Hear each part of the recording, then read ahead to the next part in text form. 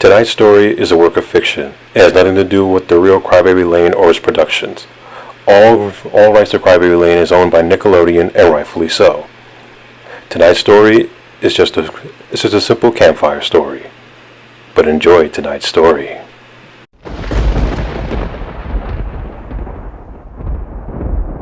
In 1999, I was 22 and I had just graduated from Emerson University in downtown Boston, majoring in screenwriting, specifically in cartoons and children's programming. My debt was pretty bad, so when Nickelodeon Studios offered me an internship in the studio in California, I accepted it immediately. I jumped at the chance to get away from the dead-end job at Benjamin Franklin's tour guide. Many of you asked to see CryBaby Lane, but if you want to see the original CryBaby Lane, you never will. And even if Nickelodeon somehow consent to releasing it to you, you won't be seeing what was shown on TV, and you sure as fuck won't be able to see the original that Laura made. I didn't even think Nickelodeon has the original cut of the movie anymore. If they do, they only have backup copies. If the backup copies exist, they must be locked away in some vault along with all deleted episodes of Ren and Stimpy and the never before mentioned episodes of SpongeBob SquarePants. I'm pretty sure the director, Peter Lorre, has the original copies and is probably on his mental next to his snuff films. That creepy as fuck. Anyway, I was hired in 1999 and I was put on the creative production team for the movie CryBaby Lane. It would be almost a year before the movie was due to be broadcast. All in all, it was a pretty low effort kind of thing. There was only 4 people on the creative team and I was the only steady one. Lauren would replace them on a whim. He said it was to keep it fresh. I thought it was because he was hiding something. And I was right. We had a little over a year to make a made-for-TV movie. Not just to write it and cast it, but to film it and get it edited. Lauren didn't work fast at all. After the first 3 weeks, he only had an idea for the first 15 minutes of an 85-minute movie. Laura, even at this point, was a weirdo. He was tall and lanky, and he carried himself awkwardly. He stuttered when he talked, and sometimes when he was hunched over a piece of paper during those endless brainstorming sessions, you looked up and you'd catch him staring at you, smiling. He looked away when you caught his eye, and I guess that was the creepiest part. He always looked like he had something to hide. The brainstorming sessions at first were alright. We got the premises down pat. 2 brothers unleash a demon and they get them into mischief, trying to get everything back to normal. Not exactly a daytime heavy stuff, but you know, it was all an alright start. I thought the movie should be goofy and spooky, kind of like Courage the Cowardly Dog sort of idea. However, from the very beginning, Laura made it clear that he wanted the film to be scary as possible. He didn't want it to be a cheap thrills, want a good wholesome ending. He wanted to push it further than Are You Afraid of the Dark ever dreamed of. And I guess he did. It was about 3 weeks into production when I first noticed something. Laura had the absolute power of persuasion over everyone else in the creative production team. No one fought him by the third week, he had already suggested some morbid things. I remember he said he wanted the little brother to die halfway through the movie, getting hit with a dump truck. I immediately shot it down. I was the only one who said anything, and I stayed that way until I left the studio entirely and never came back. At first, cannibalism and other fucked up shit was kept to jokes and tasteless comments, but as time went on, it became more and more overt. I give him an idea, which most of the time he would end up using, like, how about the movie starts with a morbid undertaker who reads them stories? To which he replied, yeah, and they could cut him open into little pieces and force feed him to his dog. He made those jokes a few times in the early stages. Then he got serious. He stands up like he was Jesus or something, cleared his throat loudly, and proclaimed his idea. I'd be the only one to shoot it down every fucking time. One day near the end of the brainstorming session, Lauren cleared his voice and stood up. We all felt silent and looked at him like he normally would. He stood up and said, "Gentlemen and females, I have an idea." I remember what he did. He paused and looked right at me as he said, "The story will revolve around the legend of a pair of Siamese twins. Have you ever heard of the Donner Party?" Everyone nodded except for me. I didn't like where this conversation was going. They ate themselves when it got cold. They ate each other. Everyone nodded again. I closed my eyes. What would Siamese twins do if they had nothing to eat? Would one wait until the other twin dies? They consume her own sister's flesh. Would they claw out each other's eyes until one of them died, then dine upon them like a vulture tearing at the skin of a dead deer? I don't know. It's an interesting idea. I didn't know what the fuck I was hearing. I opened my eyes and looked around the room. No one was fucking moving. Everyone's eyes were on Laura except for mine. And when I looked at him, he's like still staring at me. Children like violence. They revel in it. Children like to be scared. So we will scare them. Won't we, Johnny? He leaned over the table, getting pretty damn close to my face. His breath smelled like decayed shit.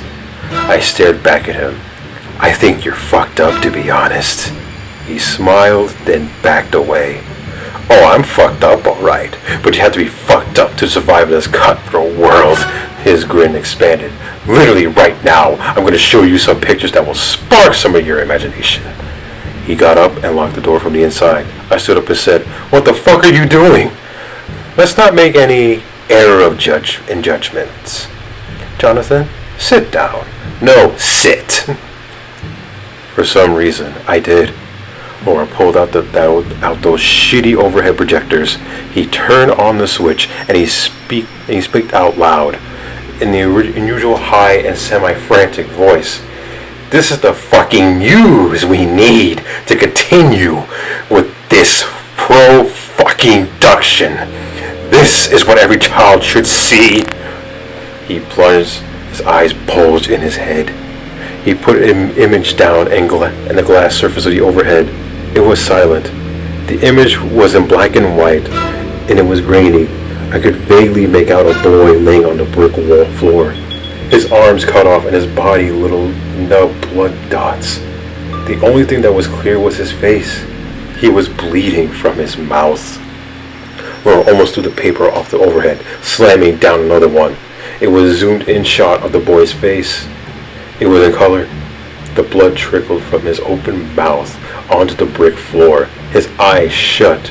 Grimy blood underneath his eyebrows and eyelashes. Then his eyes opened, and I screamed. No one else in the fucking room did, and it died in infancy. The shrillness ringing in the air. The pupils were completely black. The rest of the eyes were normal. The longer I stared, the more the eyes opened, widening and widening until it looked like the skin above his eyebrows and eye sockets were going to rip in half. Then he started to bleed. Blood started to trickle. And I swear to God, I could hear it. More. Now it was like a full-blown stream. More and more until the brick on the floor was a lake of blood. I could hear it. Like it was hiking, and I came across a stream, and now I could smell the kid. I could fucking smell his rot. I leaned underneath the table and vomited. When I rose back, the image was gone. Everyone else in the room was expressionless. Lauren turned on the lights. "You may go," he said, unlocking the door. I walked through those fucking doors and I never came back.